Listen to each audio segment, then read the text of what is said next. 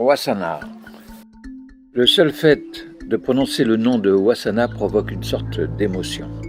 Cet éléphant est exceptionnel. Il émane de Wasana une sorte de sentiment de paix, d'apaisement, de calme.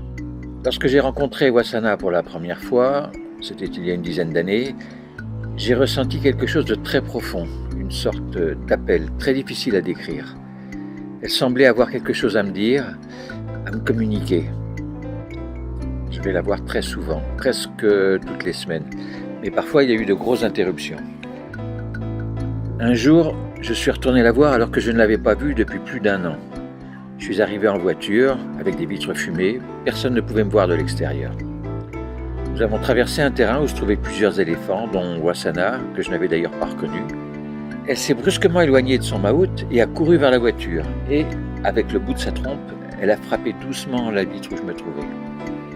À chaque fois que je vais la voir, elle me montre, avec sa trompe, ses chaînes, les cordes qui tiennent la nacelle et semble me dire « Mais qu'est-ce que tu attends pour m'enlever tout ça, que je puisse venir chez toi ?» Toutes les personnes qui ont approché Wasana, le cœur ouvert, prêt à l'écouter, ont quelque chose à raconter. Voici ce qui m'est arrivé, certainement le moment le plus émouvant de mes rencontres avec Wasana. Wen était son mahout. Il était aussi mon ami depuis des années. Il avait perdu la vie dans une stupide bagarre de rue. Et lorsque nous avons quitté le temple, nous avons vu Wen pour la dernière fois, il s'est passé quelque chose d'incroyable. Je suis parti en voiture avec plusieurs personnes, Richard, Peng, Tony et quelques autres que je devais ramener chez eux.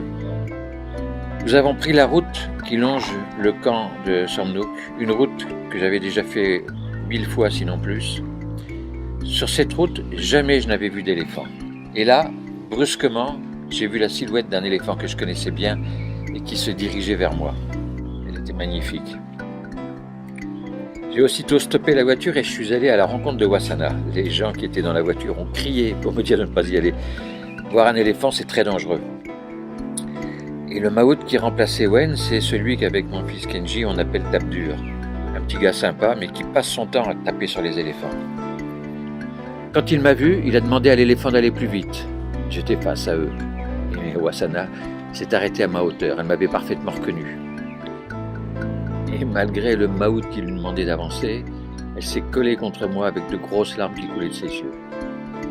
Nous étions pratiquement les yeux dans les yeux, tous les deux très tristes. Elle a perdu son mahout qu'elle aimait et elle voulait venir chez nous. Elle a appuyé sa tête sur moi au niveau de la poitrine et elle m'a fait très mal. Je porte un petit collier sur lequel il y a 3 objets. Un petit Bouddha qui m'était offert par toi, un anneau qui vient de Wen justement, et la clé de mon coffre-fort. Cette rencontre complètement improbable avec Wasana m'a confirmé ce que j'ai cru en train de dire par Wen. Il va nous aider à faire venir Wasana chez nous.